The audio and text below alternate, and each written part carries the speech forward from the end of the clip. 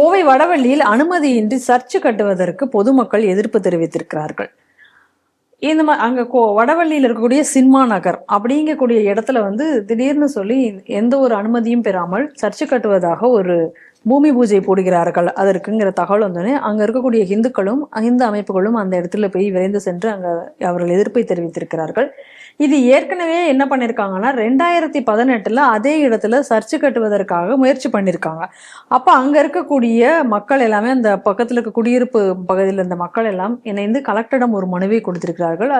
அதை தொடர்ந்து நீதிமன்றத்திலையும் வழக்கை தொடர்ந்து அதற்கு தடை பெற்று வச்சிருக்கிறார்கள்.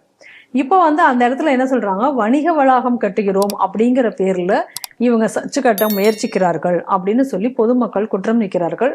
ஒரு காவல்துறையினரும் இரு பக்கமும் பேசி அனுப்பியிருக்கிறார்கள். இதற்கப்புறம் என்ன நடக்கும் அப்படிங்கிறது ஒரு கேள்வியாக இருக்கிறது. இது தொடர்ந்து ஏற்கனவே இந்த விஷயம் பத்தி நம்ம இதே செய்திகள் சிந்தனைகள்ல முன்னாடி ஒருக்க பார்த்தோம். இந்த மாதிரி ஒரு இல்லீகல் இதுக்காக அந்த மக்கள் போராடுகிறார்கள். அவர்களுக்கு நமது வாழ்த்துக்கள்.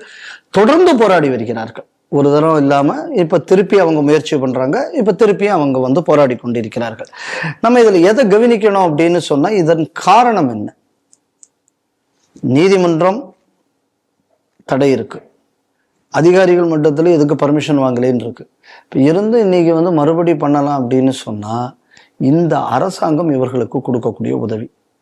ஏற்கனவே பாருங்க, ஒரு கோவில் இடிக்கப்பட்டது திருப்பூர்ல. கோர்ட்டில் உத்தரவு இருக்கிறதுன்னு சொன்னதுக்கு அப்புறம் நான் கண்டம்ட்ட பாத்துக்கிறேன்னு சொல்லி ஒரு தாசில்தார் அதை செய்யறான். அப்படி இப்ப இங்கேயும் அதேதான்.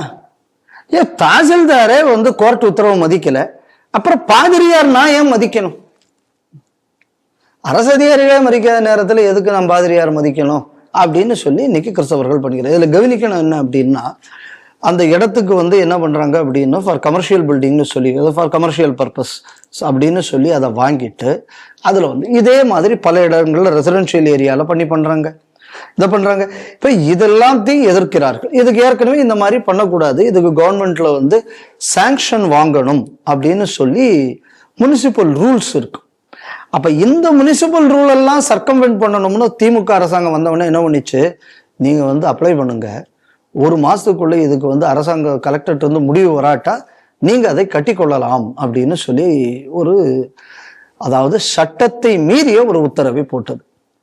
இப்ப சமீபத்துல இந்த கிறிஸ்துமஸ் எல்லாம் முடிஞ்ச உடனே நம்ம முதல்வர் கிறிஸ்தவர்களுக்காக பேசும்போது என்ன சொன்னார் அப்படின்னா, ரிலிஜியஸ் ஸ்ட்ரக்சர்ஸ்ல உள்ள பில்டிங்க்கு என்ஓசி வாங்க தேவையில்லை. அப்ப ரிலிஜியஸ் ஸ்ட்ரக்சர்ஸ் பில்டிங் என்ஓசி அப்படின்னு சொன்னா அதுல சர்ச்சும் அடங்கத்தானே செய்யும், மசூதி அடங்கத்தானே செய்யும். சோ இதை நம்ம எதை கவனிக்கணும் அப்படின்னு சொன்னா, இந்த சலுகை என்பதை விட இது வேற இந்துக்கள் பெரும்பான்மையாக இருக்கக்கூடிய இடத்தில் மதம் மாற்றுவதற்காக கட்டப்படும் கிறிஸ்தவ முஸ்லிம் நிறுவனங்கள், இதுக்கு வசதி பண்ணிக்கூடக்கூடிய வேலைக்குத்தான் இந்த உத்தரவு ரொம்ப புத்திசாலித்தனமாக ஸ்டாலின் வெளியிட்டது.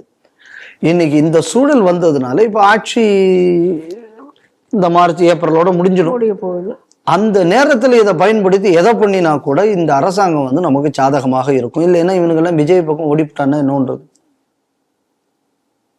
அதனால இதை வச்சு பாதிரியாரெல்லாம் ஊர்பட்ட இடத்துல எங்கெங்கெல்லாம் இந்த மாதிரி ப்ராஜெக்ட் ஸ்டால் ஆயிருக்கோ அதை அவ்வளோத்தையும் திருப்பி ரிவைவ் பண்ணுங்க, இதுதான் நமக்கு நேரம் அப்படின்னு சொல்லி பாருங்க. கிருஷ்ணகிரி மாவட்டத்துல அங்கே இதே மாதிரி இந்துக்கள் மட்டுமே இருக்கிற திரௌபதி அம்மன் கோயில்கிட்ட ஒரு இடத்துல ஒன்று கட்டினா இந்துக்கள் போராட்டம் பண்ணி நடந்தது.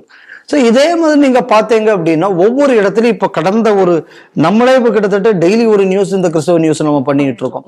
ஏன்னா இது ஒரு ட்ரெண்டாக இப்ப தமிழ்நாடு முழுக்க பிக்கப் ஆயிட்டு இருக்கு.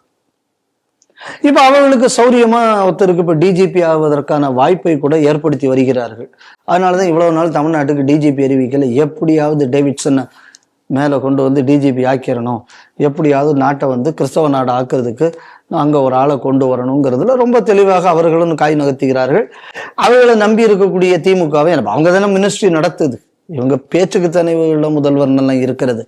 அதனால இது தொடர்ந்து நடைபெற்று வருகிறது. நம்ம இதில் எதை கவனிக்கணும் அப்படின்னா, சரி இந்த விஷயம் வந்திருக்குல்ல, சட்டத்தின் ஆர்டரை மீறி கோவிலை இடித்தான். அப்ப அதை தடுக்க போன இந்துக்கள் கைது செய்யப்பட்டார்கள். சரி, இப்ப சட்டத்தை மீறி கட்டுறான், எதிர்க்கிறார்கள் இந்துக்கள். ஏன் இதுவரை கிறிஸ்தவ தரப்புல இருந்து யாரையும் கைது பண்ணல? பண்ணிருக்கணுமா வேண்டாமா? நிச்சயமாக. பல இடங்கள்ல இந்த மாதிரி இந்து கோயில்கள் பக்கத்துல போய் மதம் மாத்த பொண்ணு, இந்துக்கள் ரொம்ப பிரச்சனை பண்ணி ஸ்டேஷன்ல கொடுத்தா முதல்ல இந்துக்களை மிரட்டுறது, இந்துக்கள் மிரட்டினதுக்கு அடிபணியாம போயாச்சுன்னா கிறிஸ்தவன்ட்ட எழுதி வாங்கிட்டு அனுப்புறேன்னு கேஸ் போடுறது கிடையாது. அப்ப என்ன தவறு இந்த நாட்டுல கிறிஸ்தவனும் துலுக்கணும் பண்ணியாச்சுன்னா அவர்கள் மீது வழக்கு தொடர்வதில்லை என்பதை தமிழக காவல்துறை இன்று வழக்கப்படுத்தி விட்டது. அப்படின்னு சொன்னா எல்லா இடத்துலயும் இது நடக்குதுன்னா அது லோக்கல்ல இருக்கிற காவல்துறையினர் மேல் உள்ள தப்பு அல்ல, இது மேலிருந்து வந்த உத்தரவை இவர்கள் செயல்படுத்துகிறார்கள்.